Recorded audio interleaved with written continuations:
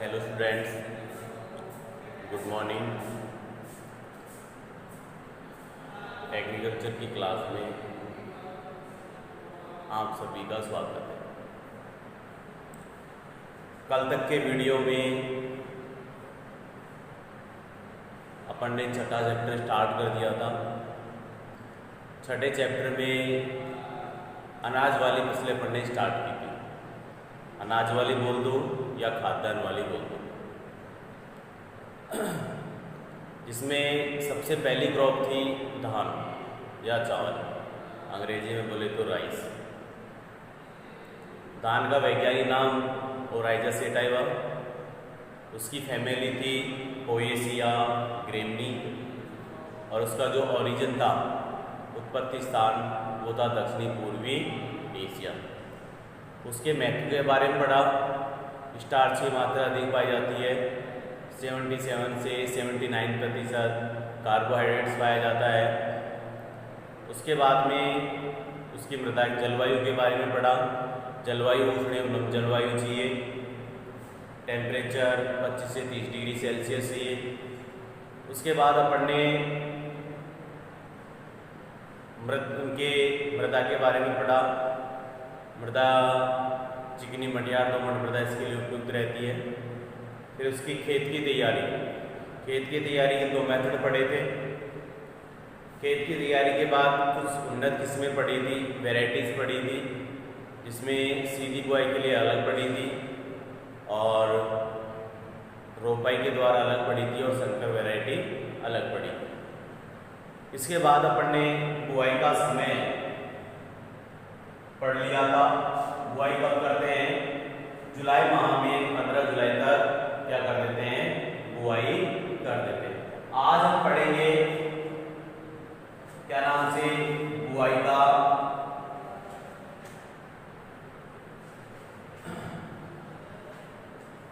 आज पढ़ेंगे अपन बुआई का समय। पढ़ लिया। आज पढ़ेंगे बुआई की विधियां। क्या पढ़ेंगे? बुआई की विधियां।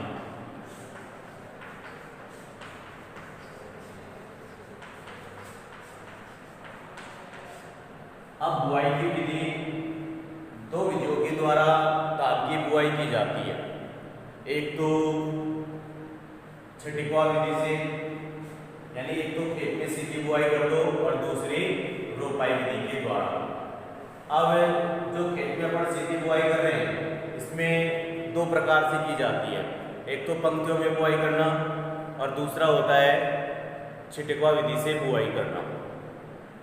तो सबसे पहले पढ़ेंगे अपन तो धान की बुआई मुख्यतः 2 प्रकार से की जाती है। लिखो, धान की बुआई मुख्यतः 2 प्रकार से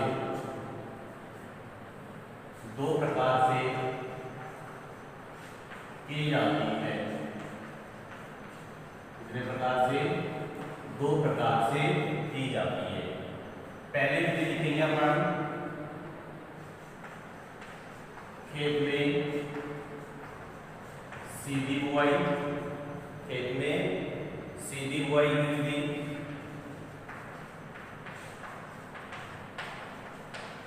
बुआई की विधियां। इसे भी कितने भागों में बांटा गया है? 2 भागों में बांटा गया है। लिख लो, इस विधि के द्वारा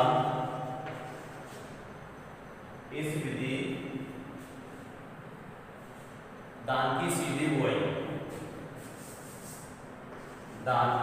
बुआई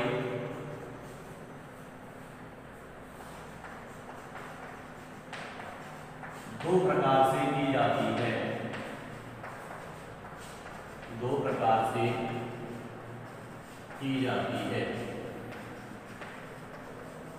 यानी सबसे पहले धान की बुआई 2 प्रकार से। पहला प्रकार पढ़ा खेत में सीधी बुआई की विधियां। अब इसमें भी 2 प्रकार से की जाती है। पहली विधि लिखेंगे पंक्तियों में बुआई करना। कौन सी? पंक्तियों में बुआई करना, यानी बुआई करने के लिए सीड ड्रिल मशीन आती है। क्या आती है? सीड ड्रिल मशीन आती है, इसकी सहायता से कतारों में इसकी बुआई कर दी जाती है। लिखो, सीड ड्रिल मशीन की सहायता से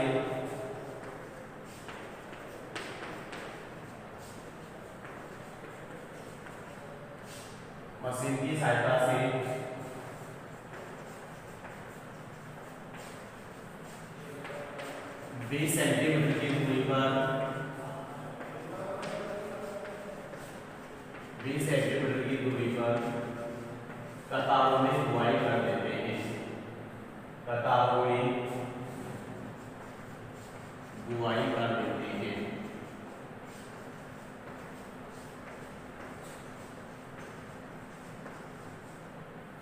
यानी सीड ड्रिल मशीन आती है जिसके द्वारा, जिसकी सहायता से 20 सेंटीमीटर की दूरी पे क्या कर देते हैं? कतारों में बुआई कर देते हैं। अब आता है छिटकुआ विधि से, दूसरा पढ़ लेंगे छिटकुआ विधि से। देखो, इस विधि में बीजों को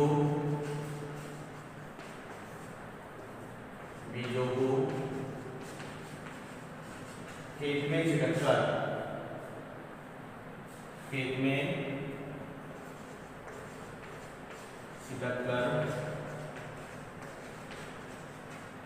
बुआई कर दी जाती है।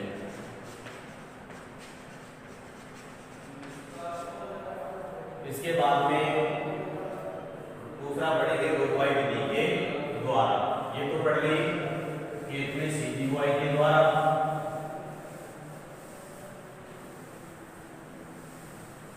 अब पढ़ेंगे दूसरी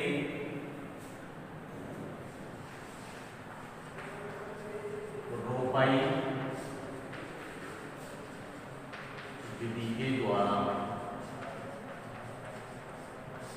रोपाई विधि के द्वारा देखो, इस विधि में लेहयुक्त मृदा में, इस विधि में लेहयुक्त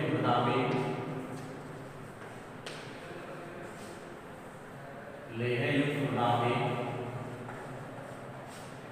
पौधों की रोपाई, यानी इसमें क्या करते हैं कि पहले खेत की तैयारी करते हैं, मतलब गाढ़ा कीचड़ का तैयार करते हैं, उसे क्या बोलते हैं बेटा? लेहयुक्त मृदा में नर्सरी में पौध तैयार करके, लेहयुक्त मृदा में नर्सरी में पौध तैयार करके,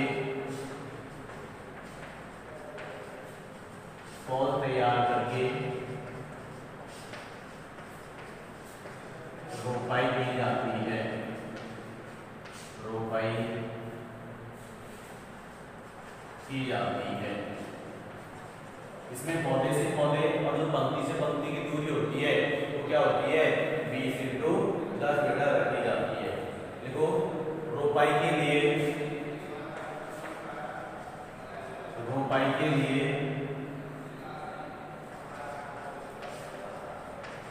कतार से कतार की दूरी 20 सेंटीमीटर तथा पौधे से पौधे की दूरी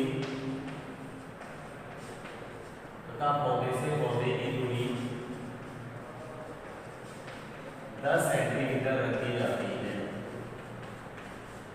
तथा पौधे से पौधे की दूरी 10 सेंटीमीटर रखी जाती है। धान की जो रोपाई होती है वो ऑटोमेटिक पैडी प्लांटर से की जाती है। 10 सेंटीमीटर रखी जाती है। 10 सेंटीमीटर रखी जाती है। धान की रोपाई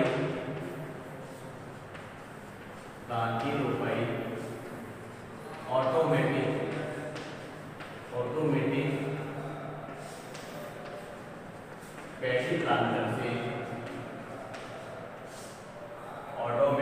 पैडी प्लांटर से की जाती है। यानी इस विधि में क्या करते हैं कि जो खेत को क्या करते हैं, लेह युक्त तैयार कर लेते हैं, और लेह युक्त तैयार करने के बाद इसमें नर्सरी में पौधे तैयार करके खेत में इसकी क्या कर दी जाती है, रोपाई कर दी जाती है। इसमें कतार से कतार की दूरी 20 सेंटीमीटर रखी जाती है तथा पौधे से पौधे की दूरी 10 सेंटीमीटर रखी जाती है। अब पढ़ेंगे नर्सरी तैयार करने की विधियां। क्या पढ़ेंगे बेटा?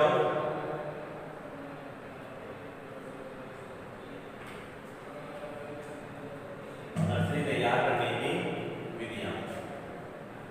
नर्सरी तैयार करने की 3 विधियां हैं।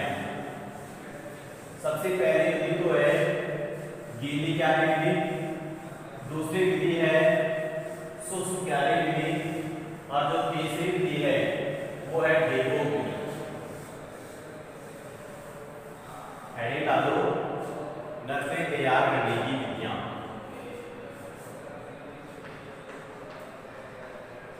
नर्सरी तैयार करने की विधियां।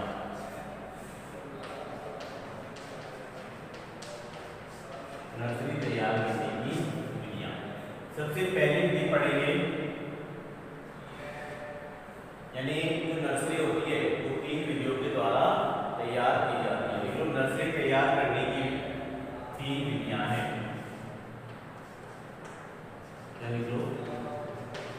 नर्सरी तैयार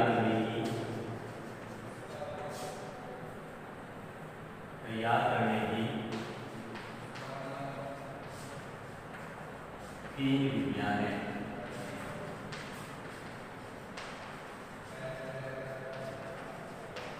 पहली विधि पढ़ेगा अपन गीली क्यारी विधि। कौन सी विधि? गीली क्यारी विधि।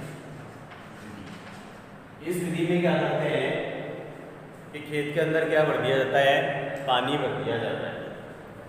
पानी भरने के बाद उसमें 2-3 दिन के बाद क्या करते हैं, एक पडलर नामक यंत्र आता है। क्या आता है? एक पडलर नामक यंत्र आता है। इसकी सहायता से इसमें क्या करते हैं कि जुताई करते हैं। जुताई करने से मृदा होती है वो कैसी हो जाती है, लेह युक्त हो जाती है। इसके बाद क्या करेंगे कि इसको छोटी छोटी क्यारियों में, यानी 8 × 1.25 मीटर आकार के 50 क्यारियों में क्या कर दिया जाता है, इसका डिवाइडेशन किया जाता है। यानी 50 क्यारियां 1 हेक्टेयर के लिए क्या होती हैं, पर्याप्त होती हैं। देखो बेटा, इसमें इस विधि में खेत में पानी भरकर, इस विधि में खेत में पानी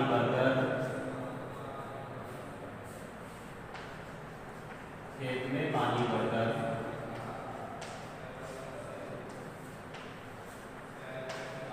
पडलर नामक यंत्र से, यानी इस विधि में क्या कर दिया जाता है, खेत के अंदर पानी भर दिया जाता है।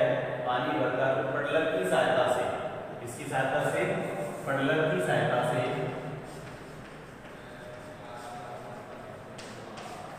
2 या 3 जुताई, 2 या 3 जुताई,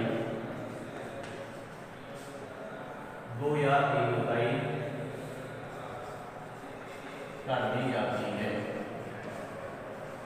उसके बाद मृदा क्या हो जाती है, लेहयुक्त हो जाती है, जिससे लेहयुक्त मृदा तैयार हो जाती है, जिससे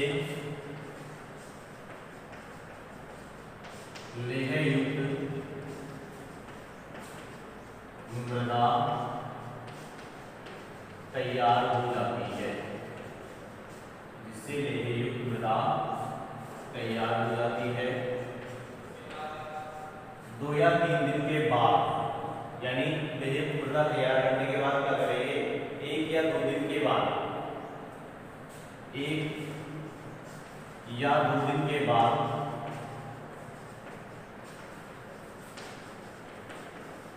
नर्सरी वाले क्षेत्र को,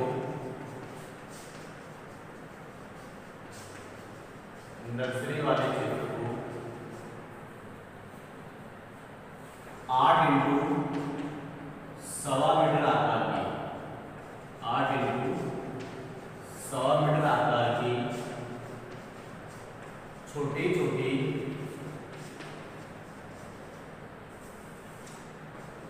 क्यारियों में विभाजित कर दिया जाता है, विभाजित कर दिया जाता है। एक हेक्टेयर के लिए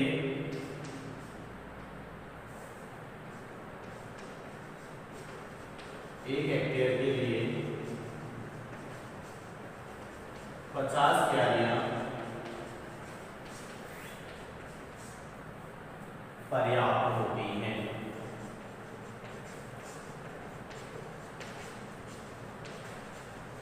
यानी सबसे पहले खेत के अंदर पानी भरेंगे, पानी भरने के बाद क्या करेंगे, उसको पड़ला नामक यंत्र से गहरी जुताई करेंगे। जुताई करने के बाद क्या होता है, लेह मृदा तैयार हो जाती है। अब लेह मृदा तैयार हो जाती है, कुछ दिन के बाद उसको क्या करते हैं, नर्सरी वाले क्षेत्र को 8 इंटू 100 मीटर के आकार की क्यारियों में क्या कर देते हैं, उसे विभाजित कर देते हैं।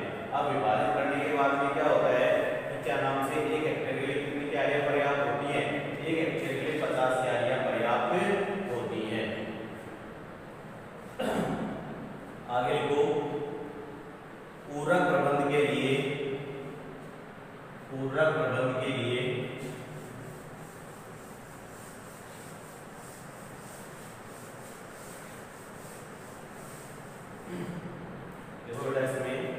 पूरक प्रबंध के लिए 250 ग्राम यूरिया,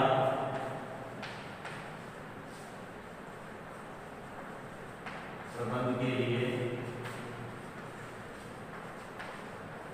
250 ग्राम यूरिया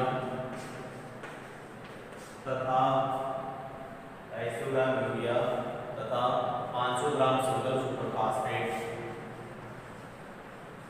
500 ग्राम एसएसपी सिंगल सुपर फास्फेट प्रति 10 वर्ग मीटर के हिसाब से, 10 वर्ग मीटर के हिसाब से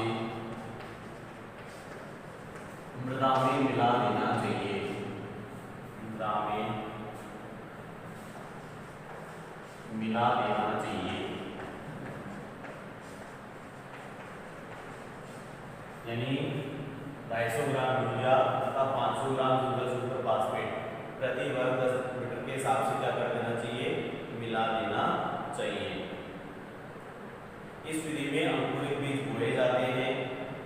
इस विधि में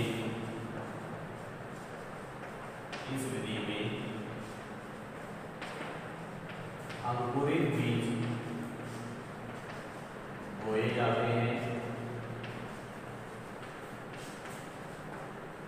रखे जाते हैं, अंकुरित बीज बोए जाते हैं और इन बीजों को 24 घंटे तक भिगोकर,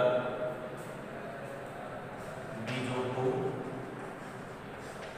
24 घंटे तक भिगोया जाता है। उसके बाद इन्हें निकालकर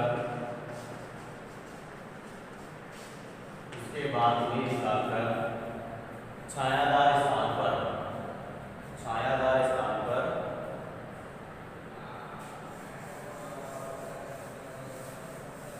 और इन्हें निकालकर 24 घंटे, बीजों को 24 घंटे तक भिगोया जाता है। उसके बाद इन्हें निकालकर पक्की फर्श पर डालकर बोरी से ढक दिया जाता है, बोरी से ढक दिया जाता है। यानी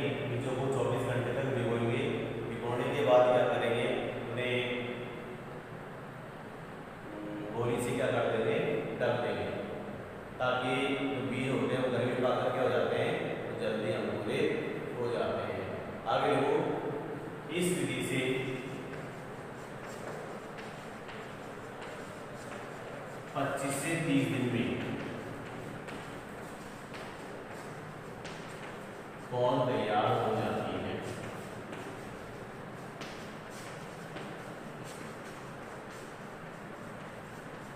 आगे मेथड समझ। गीली क्यारी विधि में क्या किया है, सबसे पहले खेत के अंदर पानी लगाया है।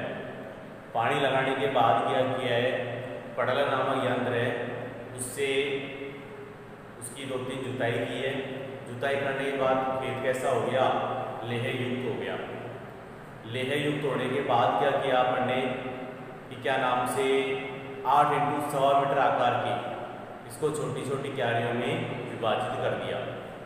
1 हेक्टेयर के लिए 50 क्यारियाँ पर्याप्त होती है। अब बीजों की बुआई से पहले उनको 24 घंटे भिगोएंगे। 24 घंटे भिगोने से क्या होता है कि अंकुरण अच्छा होता है और क्या नाम से उनको पक्की फर्श पे डाल देते हैं ताकि उसको बोरी से ढक देते हैं ताकि वो गर्मी पाकर क्या हो जाते हैं, जल्दी अंकुरित हो जाते हैं। और इस विधि में 25 से 30 दिन के अंदर क्या तैयार हो जाती है, पौध तैयार हो जाती है। ये हो गई गीली क्यारी विधि। अब पढ़ेंगे शुष्क क्यारी विधि। शुष्क क्यारी विधि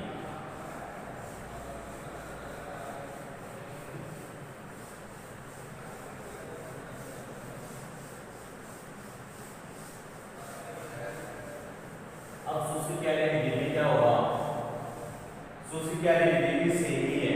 नाम से पता चल रहा है कि इसमें कोई पानी नहीं लगाया जाता है और मृदा को वैसे जुताई करके बुरबुरा एवं समतल बना दिया जाता है। उसके बाद में क्या करते हैं कि इस विधि में कोई 8 × 1.25 मीटर आकार की 50 क्यारियां बनाएंगे। 50 क्यारियां बनाने के बाद इसमें बीजों की क्या कर देते हैं, सीधी बुआई कर देते हैं और हर 1-2 सप्ताह के अंतराल में इसमें क्या करते रहते हैं, सिंचाई करते रहते हैं। इस विधि में जो पौध होती है वो 25 से 30 दिन के अंदर तैयार हो जाती है। लिखो इसमें तो दूसरा पढ़ेंगे शुष्क क्यारी। शुष्क क्यारी लिखो इसमें, इस विधि में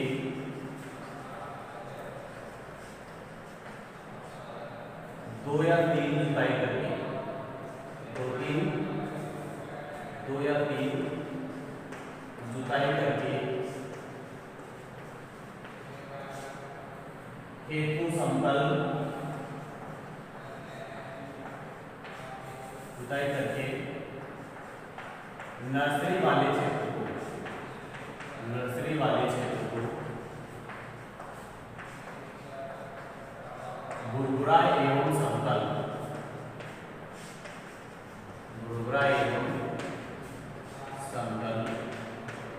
बना लिया जाता है।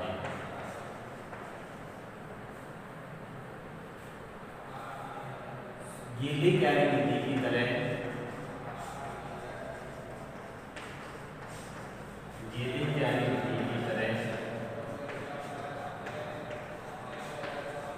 इसमें भी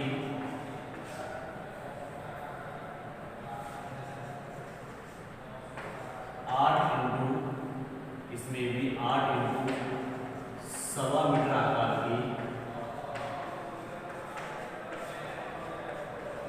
50 क्यारियां बना देते हैं।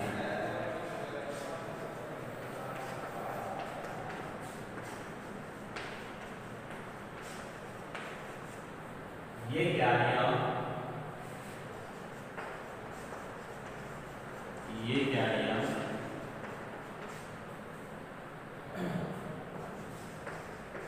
मृदा से 30 सेंटीमीटर की ऊंचाई पर बनानी चाहिए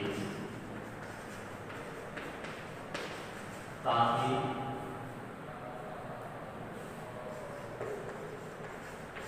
जल निकास की उचित व्यवस्था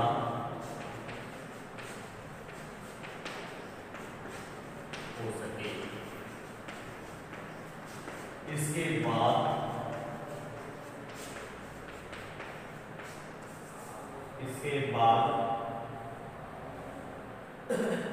इसके बाद 10 सेंटीमीटर की दूरी पर, इसके बाद क्यारियों में 10 सेंटीमीटर की दूरी पर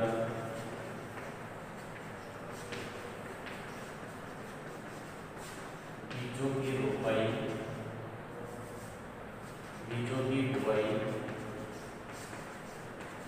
कर दी जाती है। बरसात न होने पर 1-2 दिन के अंतराल पर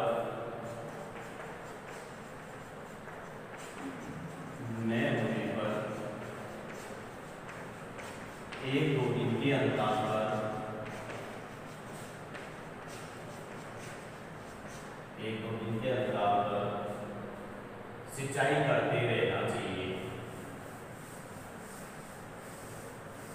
1-2 दिन के अंतराल पर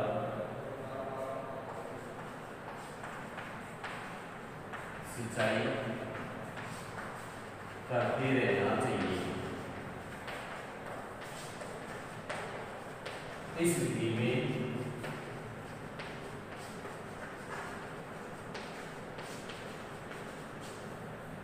पच्चीस से 30 दिन में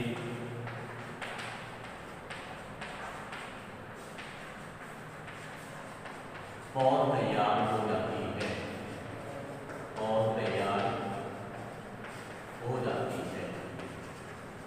ये हो गया शुष्क क्यारी विधि। नाम से पता चल रहा है शुष्क का मतलब सूखा। इस विधि में क्या करते हैं कि 2-3 जुताई करके मृदा को भुरभुरायुक्त क्या बना लिया जाता है, समतल बना लिया जाता है। अब इस विधि में भी गीली क्यारी विधि की तरह 8 × 100 मीटर आकार की 50 क्यारियां बना लेते हैं। इसके बाद इन क्यारियों में क्या करते हैं कि क्या नाम से 10 सेंटीमीटर की दूरी पर बीजों की बुआई कर दी जाती है, और यदि बरसात ना हो तो 1-2 दिन के अंतराल पर क्या करते रहना चाहिए, सिंचाई करते रहना चाहिए। इस विधि में जो पौध होती है वो 25 से 30 दिन के अंदर तैयार हो जाती है। 2 विधियां पढ़ ली अपन ने, गीली क्यारी विधि और शुष्क क्यारी विधि। अब पढ़ेंगे डेपो विधि। कौन सी विधि? डेपो विधि।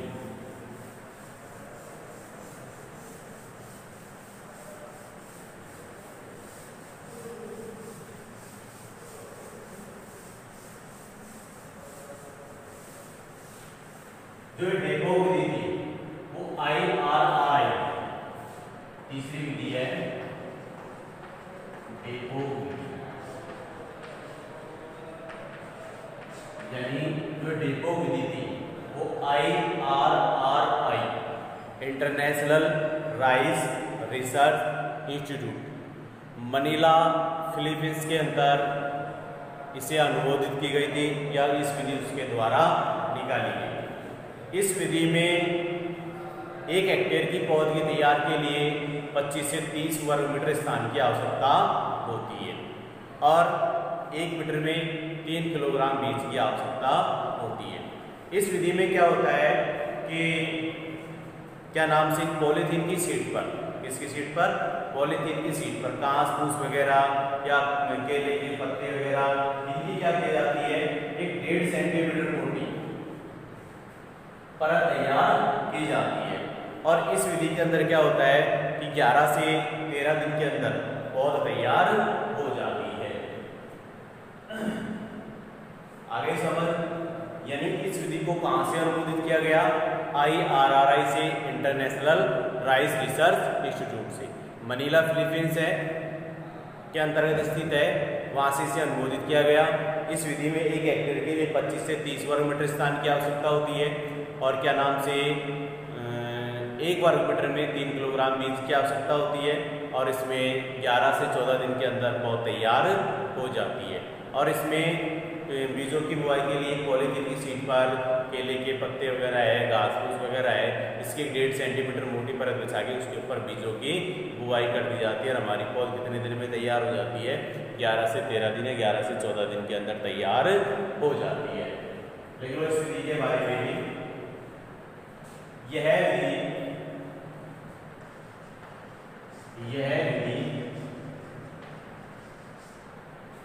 अंतरराष्ट्रीय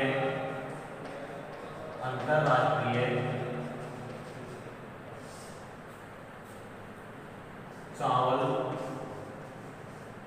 अनुसंधान संस्थान यानी IRRI, अंतरराष्ट्रीय चावल अनुसंधान संस्थान, अंग्रेजी में बोले तो IRRI, international rice research institute, Manila,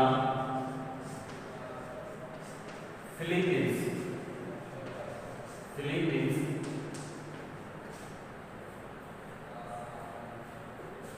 के द्वारा अनुमोदित की गई।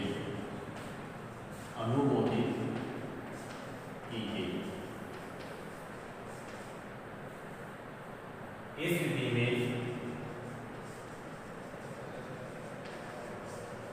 25 से 30 वर्ग मीटर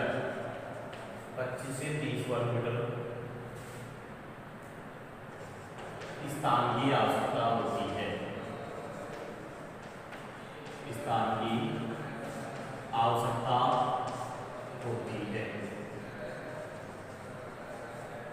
यानी इस विधि में पौध तैयार करने के लिए कितने स्थान की आवश्यकता होती है? 25 से 30 वर्ग मीटर स्थान की आवश्यकता होती है। 3 किलोग्राम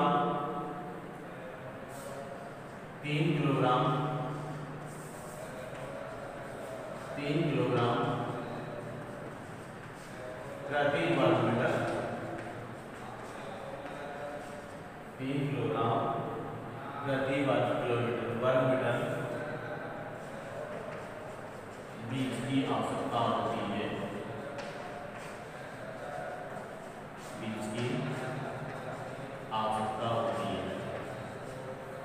इसमें मिट्टी का उपयोग नहीं किया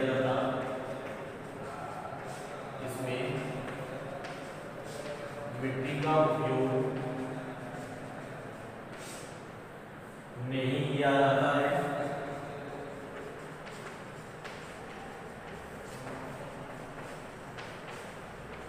यानी इस विधि के अंदर गीले क्यारी विधि और शुष्क क्यारी विधि के अंदर तो मिट्टी का प्रयोग किया जा रहा था, लेकिन इस विधि में मिट्टी का प्रयोग नहीं किया जा रहा है। इस विधि में 1.5 सेंटीमीटर पॉलीथीन की चादर पर 1.5 सेंटीमीटर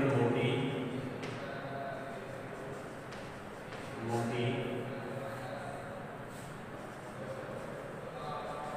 पॉलीथीन की शीट पर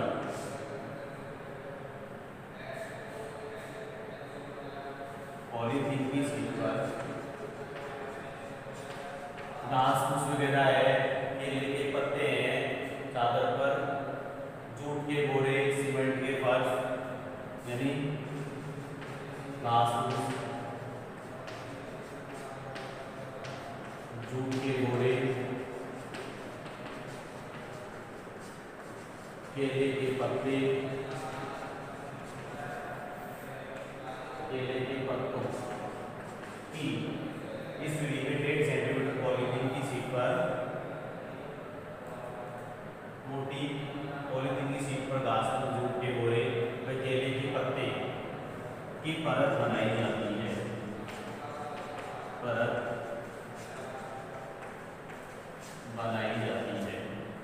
उसके बाद इस विधि में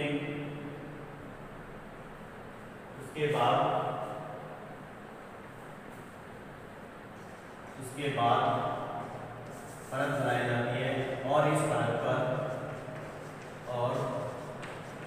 इस परत पर बीजों की बुआई कर देते हैं।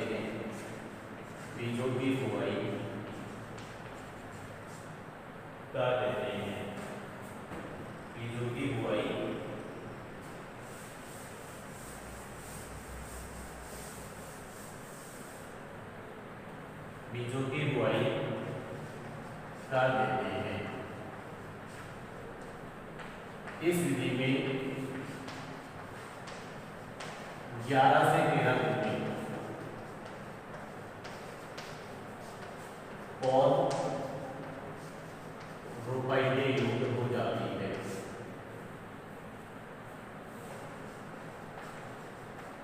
रोपाई के योग्य हो जाती है।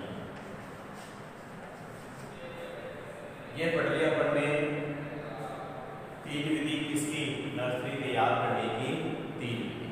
सबसे पहले पढ़ी गीली क्यारी विधि, उसके बाद में पढ़ी शुष्क क्यारी विधि, उसके बाद में पढ़ ली डेपोक विधि। डेपोक विधि में बताया ये कहाँ से निकाली गई, IRRI international rice research institute के द्वारा ये निकाली गई। इस विधि में क्या किया कि क्या नाम से 1 हेक्टेयर के लिए 25 से 30 वर्ग मीटर स्थान की आवश्यकता होती है और एक वर्ग मीटर के लिए 3 किलो बीज की आवश्यकता होती है। इसमें क्या करते हैं कि 1.5 सेंटीमीटर जो पॉलीथीन की शीट पर, जैसे केले के पत्ते हैं, जूट के बोरे हैं और इनको घास फूस वगैरह उसको बिछा दिया जाता है और उसके ऊपर बीजों की बुआई कर दी जाती है और इसमें मिट्टी का कोई उपयोग नहीं किया जाता है और इसमें जो पौध होती है वो 11 से 13 दिन के अंदर रोपाई योग्य हो जाती है। ये पढ़ लिया अपन ने तीन विधियां किसकी, पौध के नर्सरी तैयार करने की तीन विधियां। अब पढ़ेंगे अपन क्या नाम से नर्सरी में पौध संरक्षण। क्या पढ़ेंगे, नर्सरी में पौध संरक्षण।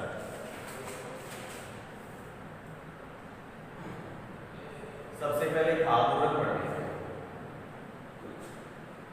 क्या पढ़ेंगे, खाद उर्वरक।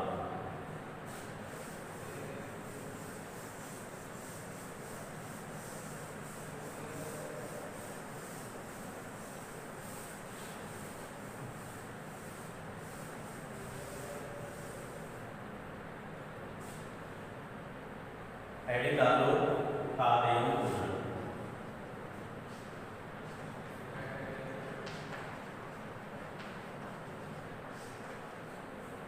लिखो इसमें धान की अच्छी पैदावार के लिए, धान की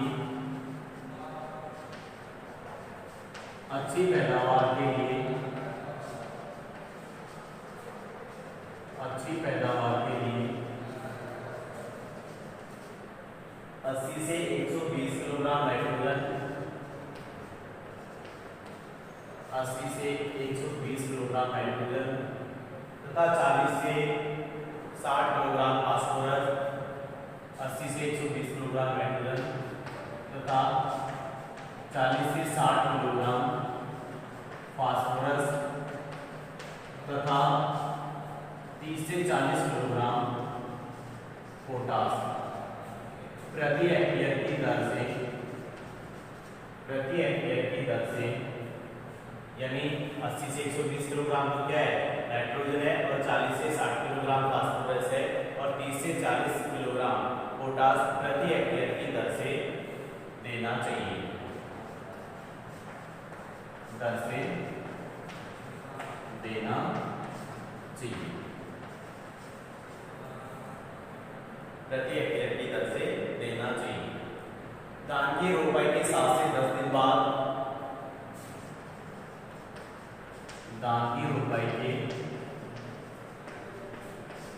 7 से 10 दिन बाद नील हरित शैवाल, 7 से 10 दिन के बाद नील हरित के बाद खेत में, 7 से 10 दिन के बाद खेत में 15 किलोग्राम प्रति हेक्टेयर की दर से, 15 किलोग्राम प्रति हेक्टेयर की दर से नील हरित शैवाल, नील हरित शैवाल अंग्रेजी में बोले तो ब्लू ग्रीन एल्गा प्रति हेक्टेयर की दर से देनी चाहिए। नील हरित शैवाल प्रति हेक्टेयर की दर से देना चाहिए।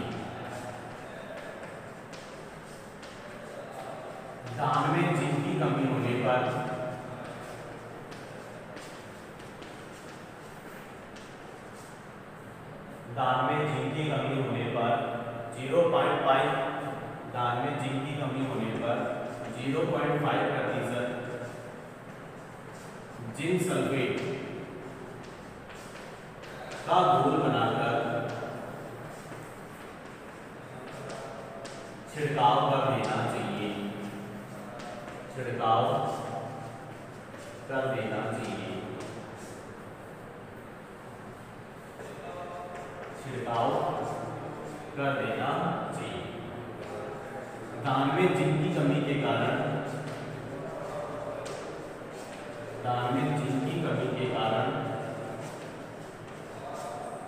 दान में जिंक की कमी के कारण खैरा रोग, खैरा रोग हो जाता है।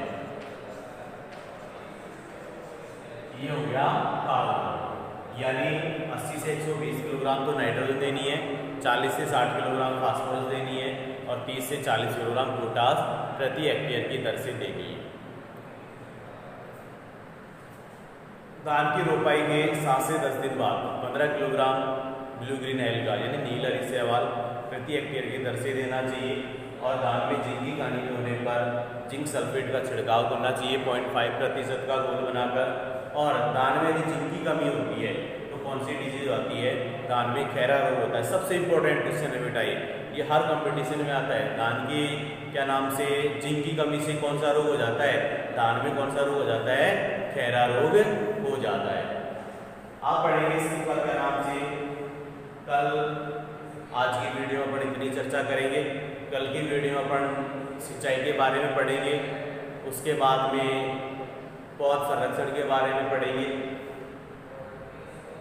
आज अपन ने इस वीडियो में क्या नाम से धान की बुआई की विधियों के बारे में पढ़ा कि धान की नर्सरी तैयार करने की 3 विधियां हैं, उसके बारे में पढ़ लिया।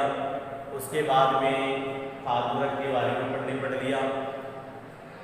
अब सिंचाई के बारे में कल की वीडियो में चर्चा करेंगे। धन्यवाद।